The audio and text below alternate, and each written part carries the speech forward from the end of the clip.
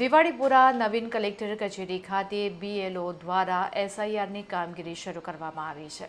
ભારતના ચૂંટણી પંચ દ્વારા સ્પેશિયલ ઇન્ટેન્સિવ રિવિઝન એસઆઈઆર 2025 મતદાર યાદીની ખાસ સઘન સુધારણાના કાર્યક્રમ માટે હાઉસ ટુ હાઉસ ગણતરીનો સમય 31/3/2026 સુધીનો કરવા તથા વડોદરાની તમામ વિધાનસભા વિસ્તારમાં 2002ની મતદાર યાદી બીએલઓ દ્વારા એસઆઈઆરની કામગીરી શરૂ કરાઈ હતી.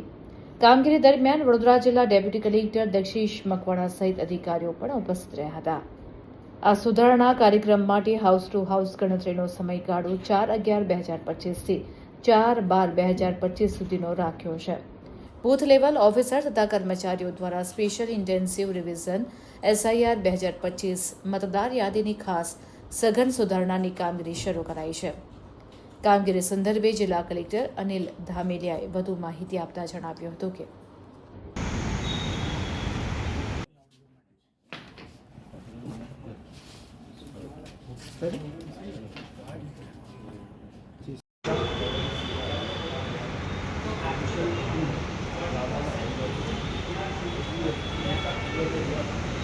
જિલ્લાની અંદર આપણે સ્પેશિયલ ઇન્ટેન્સિવ રિવિઝનની કામગીરી 28મી ઓક્ટોબરે જ્યારે ઇલેક્શન કમિશન ઓફ ઇન્ડિયાએ જાહેરાત કરી ત્યાર પછી ચાલુ કરેલી છે.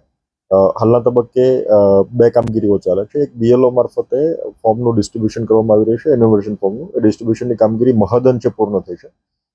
જે સ્થાનિકે સ્થળાંતરિત થયેલા હોય અથવા જે લોકો ત્યાં ઉપલબ્ધ નથી એ કિસ્સાની અંદર આપણે સ્પેશિયલ કેમ્પનું પણ આયોજન કરેલું હતું. વૃદ્ધાશ્રમ અને અલગ અલગ સંસ્થાઓની અંદર પણ આપણે કેમ્પનું આયોજન કરેલું હતું. એ કેમ્પ પણ હાલમાં ચાલી રહ્યા છે. આગામી રવિવારે 15, 16 અને 22, 23 આ બંને તારીખે પણ આપણે સ્પેશિયલ કેમ્પ્સ કરવા જઈ રહ્યા છે, જેના અંતર્ગત લોકોને જે ઇલેક્ટર્સ છૂટી ગયા હોય એમને આપણે ડિસ્ટ્રીબ્યુશન, એમનું કલેક્શન, એમનું મેપિંગ, એમને ગાઈડન્સ એ બધા પ્રકારના કાર્યક્રમો પણ ત્યાં અલગ અલગ જગ્યાએ હાથ ધરવાના છે.